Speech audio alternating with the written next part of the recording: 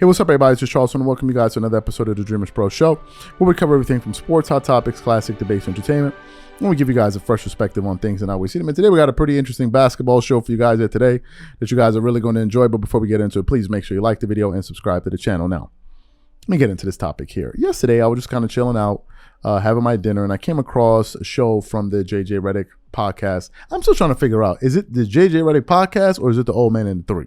Still trying to figure that out. But anyway, came across a segment and he was interviewing one of his colleagues, Richard Jefferson, former NBA player who used to play with the New Jersey Nets when they were in New Jersey before they moved to Brooklyn. He was a hell of a player, great small forward, extremely athletic, used to yam it on cats in the lane. I mean, Richard Jefferson has some serious hops back in the day. But anyway, Richard Jefferson at that time got an opportunity to play against Shaquille O'Neal in his prime, right? So during the interview, JJ Redick kind of found a way to pivot towards that very thing where he asked him, straight up, hey, what exactly was it like to play against a prime Shaquille O'Neal? And what Richard Jefferson said, I believe, perfectly summarizes why Shaq was the most dominant force to ever play in the NBA. But before we get into that, this video is brought to you by sponsor Aura, who's also the official sponsor of the T-Wolves. Do you know what the fastest growing crime in America is today? It's identity theft. Imagine trying to log into your email only to see that your password has been changed. Then you start getting weird notifications from your bank and credit cards only to find out that all of your personal and sensitive information has been totally compromised. If you think it can happen to you and your family, just know that in 2020, over 49 million Americans were victims to identity theft, costing them a combined $56 billion. That is why we are excited to partner with Aura, who's the sponsor of this video. Aura is the #1 identity theft and financial fraud protection. Aura monitors the dark web and alerts you if any of your passwords and accounts have been breached. And funny enough, after using Aura, I discovered some of my credentials were floating around in the dark web, and the app showed me exactly when and where the breach happened. In addition, Aura allows you to set spending alerts and they'll notify you of any suspicious transactions. Aura is 4 times faster than any of its competitors in alerting you if someone is trying to open a credit card or obtain a loan using your name. And remember this, every 14 seconds someone becomes a victim of identity fraud.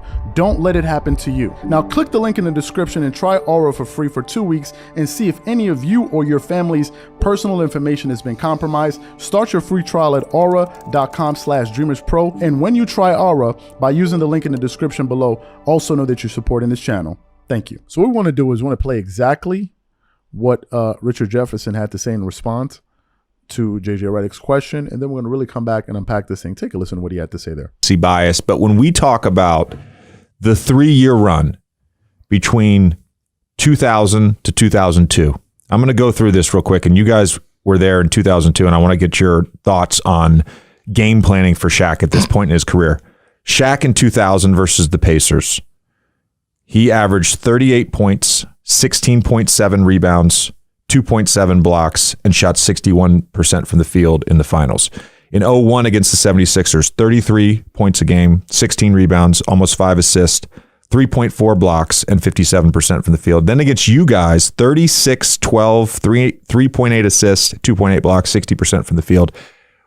What could you do with Shaquille O'Neal at that point in his career? Now, this is the part. I've said, the 4 best teams I ever played against. Lakers in that 01. The Kevin Durant led Warriors. 01, you lost to Duke. Yeah. No, it was the 01-02 season. It was the Kevin Durant led Warriors. Then it was the San Antonio Spurs with Tim and Pop and eventually 5 Hall of Famers in that group. But with the Shaq, there was no guarding him. Dre, I love your defense. Like, he is the way he has played defense has really changed the game. The ability, you were not going in 02. You were not with Shaq, bro. They changed how you had to construct your roster. You had to have 2 or 3 bigs just for fouls. Not like good bigs. We just need bigs there. We need big bodies. If you haven't seen Wilt Chamberlain play, which none of us have, right? Like, obviously not in person, but I'm saying none of us have seen Wilt Chamberlain play. He has been the most dominant player in the history of the game of basketball, period.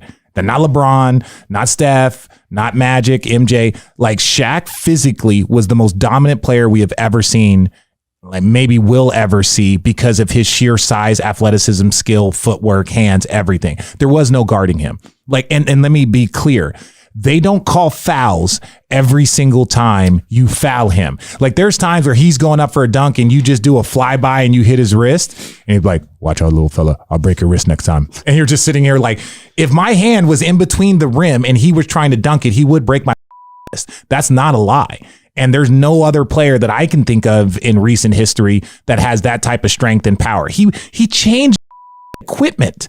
Backboards were getting broken.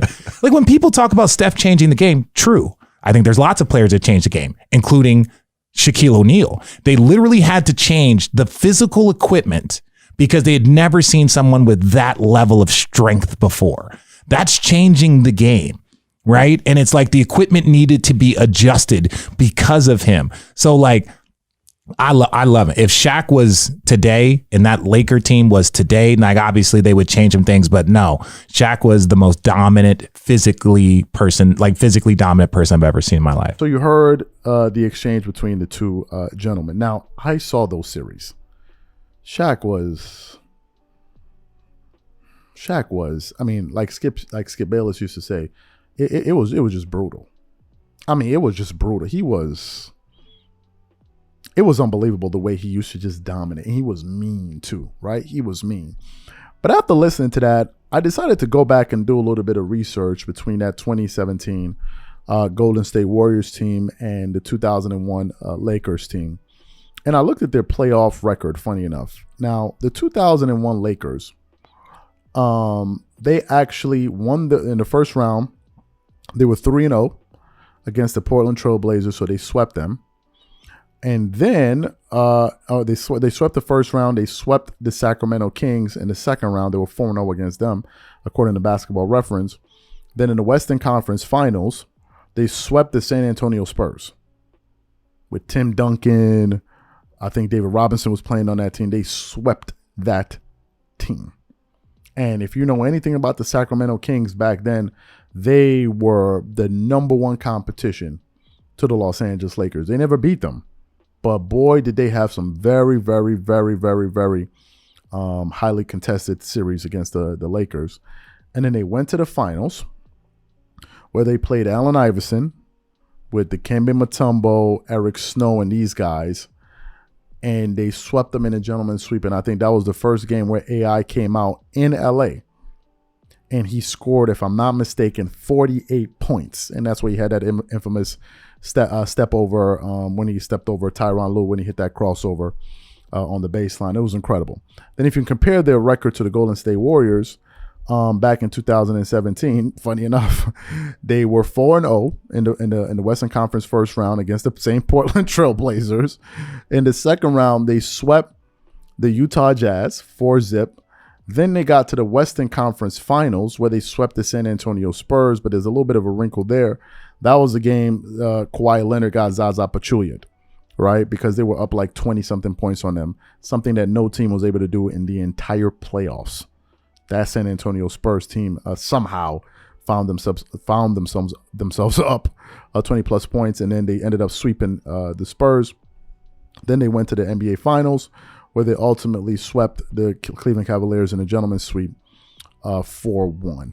So they have similar records in the playoffs. But if we look at it from the standpoint of what Richard Jefferson was saying in terms of these two teams matching up, he was basically saying that Shaq was just going to be the decider. In fact, funny enough, they even asked Kobe Bryant this, the late and great Kobe, when he was alive, to kind of weigh in on it. And Kobe said the same thing. Like, there's nothing you're going to do with Shaq. And the fact of the matter is there's nothing.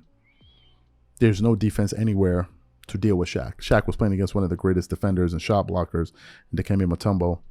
It was like barbecue chicken, to use Shaq's term.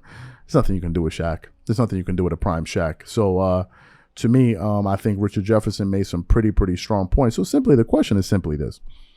If that 2001 LA Lakers were to match up against the 2017 Warriors, who do you think wins the series? Whatever you guys think, leave your thoughts in the comment section. We catch you guys on the next show.